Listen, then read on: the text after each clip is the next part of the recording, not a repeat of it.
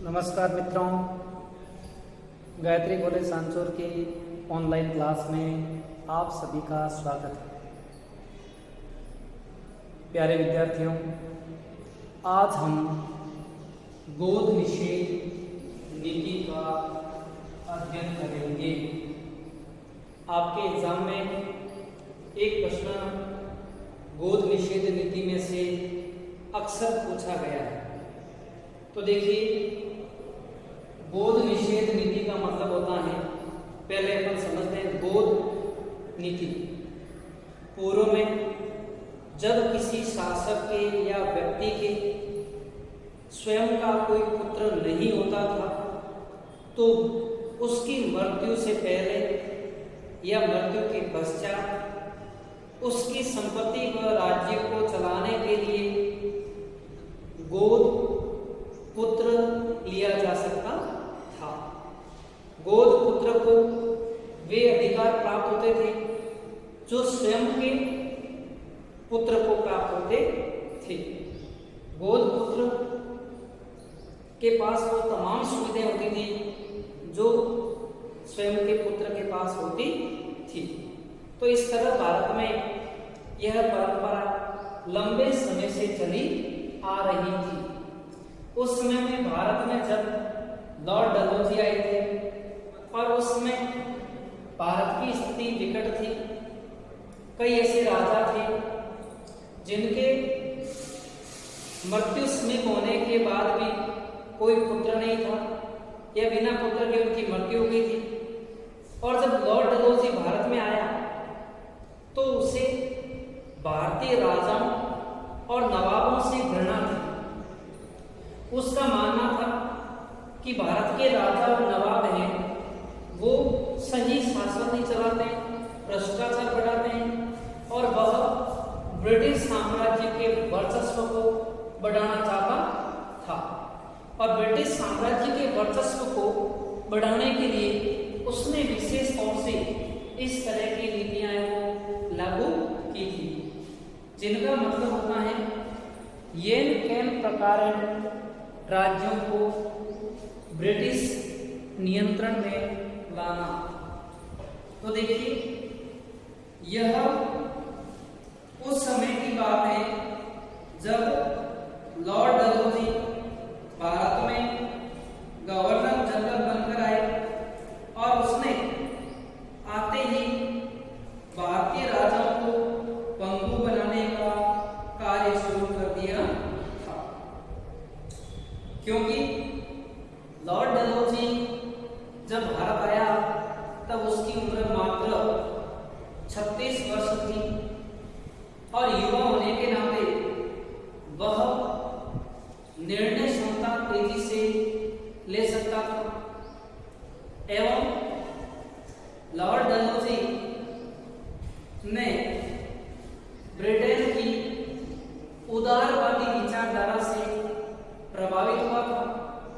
और उदारवादी विचारधारा जो ब्रिटेन की थी, वे भारतीय राजाओं और नवाबों के शासन को समाप्त करना चाहते थे। इसलिए उसने अपनी विचारधारा को भारत में लागू करने का कार्य भी शुरू किया था।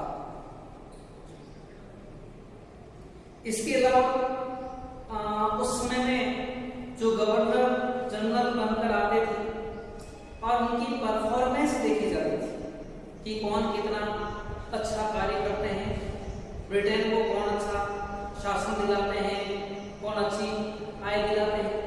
इस बात पर लॉर्ड डलहौजी ब्रिटिश साम्राज्य की आय बढ़ाना चाहता था, औद्योगिक क्रांति लाना चाहता था ताकि उसका ब्रिटेन में सम्मान बढ़े और उसे उच्च ओहदा प्राप्त हो सके। उसने भारत में 1848 से लेकर 1856 ईस्वी तक कार्य किया गवर्नर जनरल के रूप में। लॉर्ड डलहौजी का जो काल है 1848 से 1856 ईस्वी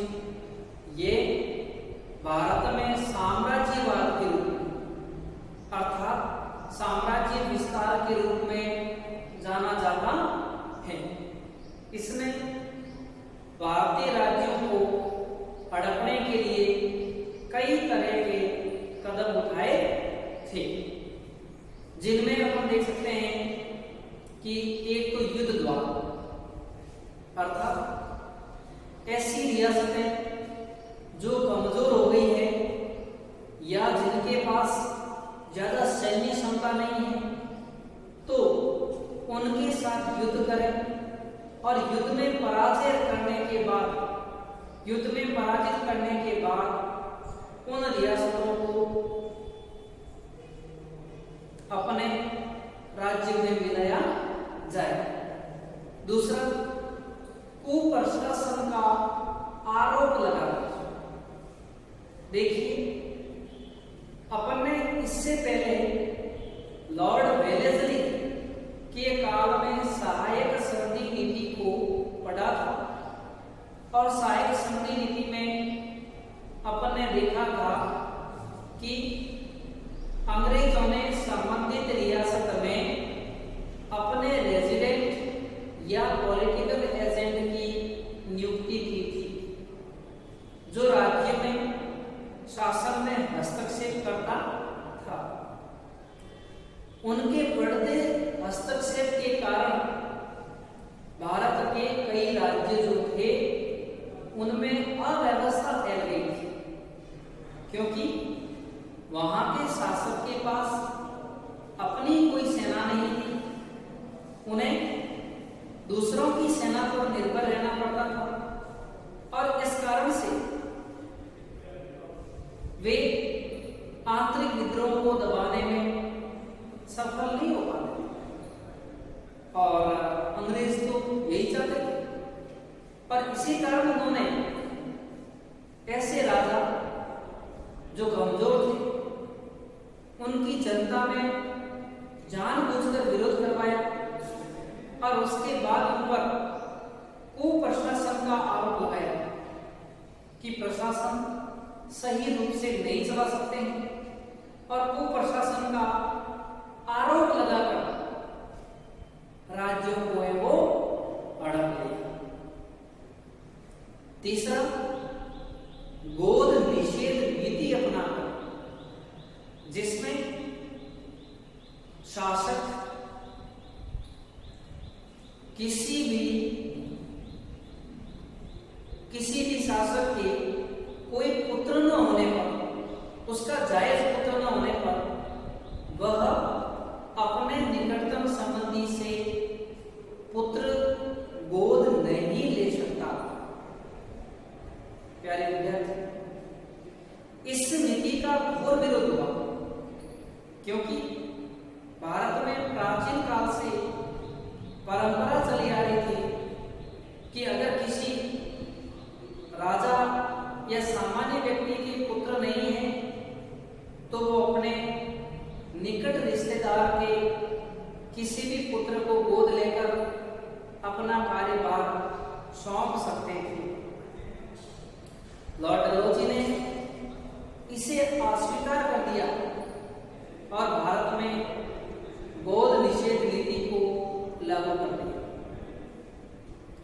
गोद निषेध नीति का बड़ा बुरा असर हुआ, क्योंकि उस समय में भारत के कई ऐसे राज्य थे जिनके जायज पुत्र नहीं था, स्वयं का पुत्र नहीं था और वे गोद लेकर शासन चलाना चाहते थे। डलहौजी को मौका मिल गया और उसने ऐसी रियासतों को गोद निषेध नीति बताकर अपने नियंत्रण में वो ले लिया था। इसका पूरे भारत में कड़ा विरोध हुआ।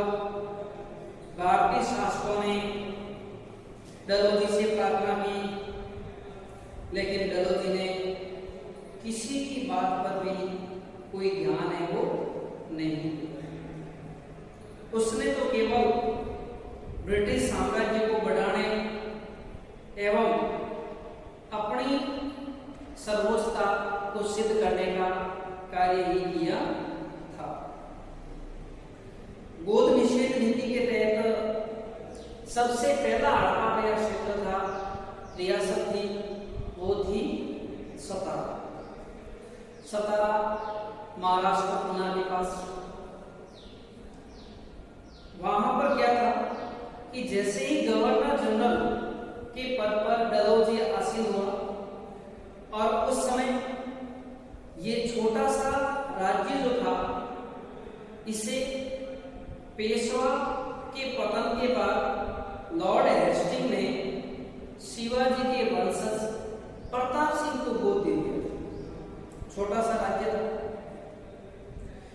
और प्रताप सिंह को अपदस्थ करके उसकी जगह उसके भाई अप्पा साहब ने सत्ता हथिया ली थी।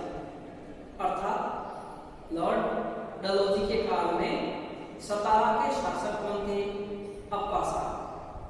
अब अप्पा साहब वृद्ध हो गए और उनकी 1848 में मृत्यु हो गई और मृत्यु पर्यंत उनके कोई पुत्र नहीं हुए और कोई पुत्र न होने के कारण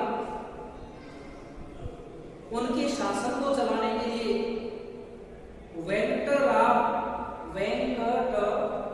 नामक लड़के को गोद लिया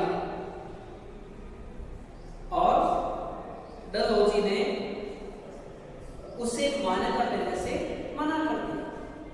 कहा कि ये अप्पा साहब का स्वयं का पुत्र नहीं है और गोद निषेध नीति के तहत आप किसी को भी दूसरे रिश्तेदारों के भाई को अपना पुत्र के बाकी है वो नहीं मान सकते। इसका काफी कड़ा विरोध हुआ, लेकिन डलहौजी ने किसी की बात नहीं मानी और उसने इसे आश्रित राज्य मानकर अपने साम्राज्य में वो सम्मिलित कर दिया। इसके बाद देखते हैं जैतपुर व संबलपुर। जैतपुर व संबलपुर ये बुंदेलखंड के पास आया हुआ छोटा राज्य था और यहां भी यही समस्या थी। यहां के शासक नारायण सिंह की कोई पुत्र नहीं। 1849 में जब जैतपुर व संबलपुर के शासक नारायण सिंह की मृत्यु हुई तो उनके कोई जायज पुत्र नहीं था।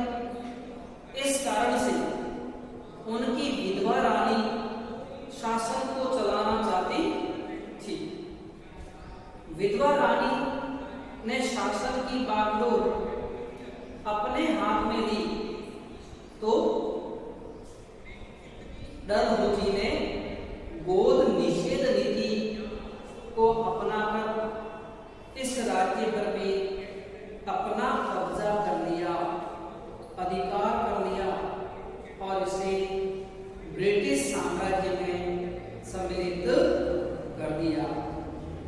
इसके बाद उन्होंने बागड़ और मध्य प्रदेश की सीमा पर बसा उदयपुर जैसे राज्यों को भी हटा दिया। अब नंबर आया झांसी। बहुत इंपॉर्टेंट। आपने कवयित्री सुभद्रा कुमारी चौहान की पंक्ति पढ़ी होगी, खूब लड़ी मर्दानी, वो तो झांसी वाली रानी। उस समय में झांसी सामरिक दृष्टि से काफी महत्वपूर्ण था और यहाँ पर रामचंद्र राव का वंशानुगत परिवार चला आ रहा था।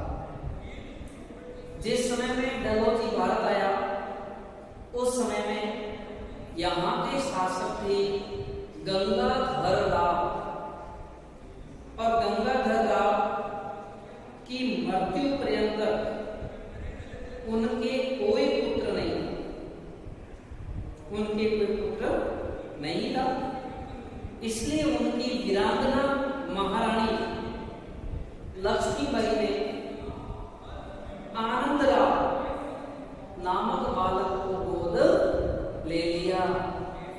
गंगाधर राव की मृत्यु 1853 ईस्वी में हुई और उन्होंने आनंदराव नामक बालक को गोद लेकर और झांसी की वीरांगना रानी लक्ष्मीबाई ने शासन संभाला।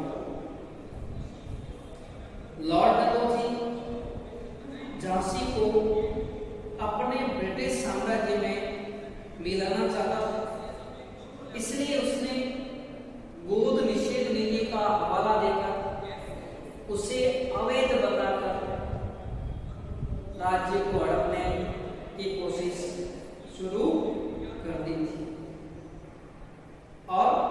उसने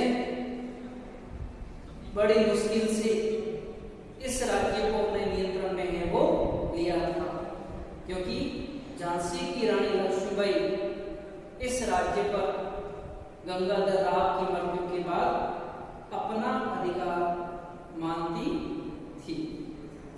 इस तरह अंग्रेजों ने अर्थात लॉर्ड डलहौजी ने कई राज्यों को अपने नियंत्रण में लिया और उन पर है वो अधिकार किया। अब